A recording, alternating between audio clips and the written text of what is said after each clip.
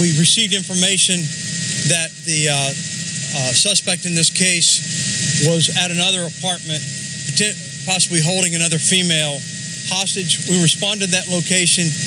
He exited the apartment complex, which was the Point apartment complex behind Florida Hospital. One of our deputies, Grinaldi, picked the vehicle up at around Gillette and Fowler Avenue. He stayed behind the vehicle. At some point in time, the vehicle realized that law enforcement was behind him.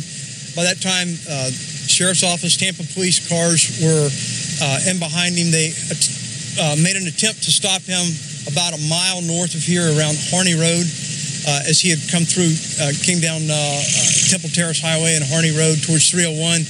He started firing shots back about a mile north of here. He was firing through his rear windshield and some out the driver's door.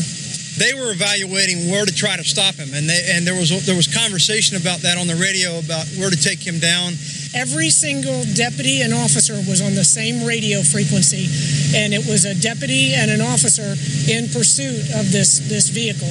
But in an instance like this, basically all bets are off. He's driving somewhere between 80 and 100 miles an hour, shooting out of the car at the pursuing law enforcement, and they understood that they had to end that right there. As you can see from the video, they did try to pit that car twice. They tried to hit a vehicle in the rear quarter panel and thus enabling that vehicle from going any further. Clearly, they didn't want it to get up onto the interstate.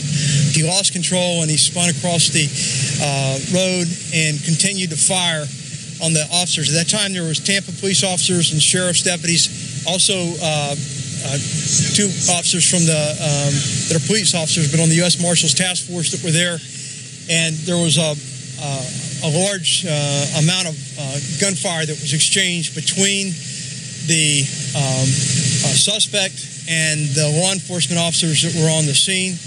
The law enforcement officers had a ballistic shield that they had up in their car, and at that time the suspect continued to fire. We were firing on him. He started firing through the windshield of the law enforcement vehicle.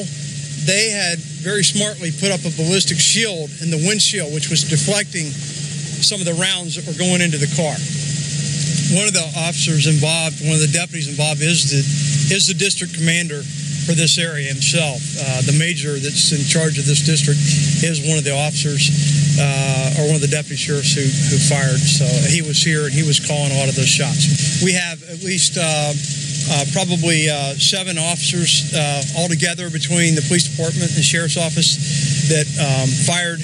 We could not allow it to go any further. I mean, especially the nature of his activities. He was on a tear, and it was clear to everybody, by this morning that this guy, that's what he wanted to do. He wanted very badly to hurt someone, and so he wasn't going to go any further than this.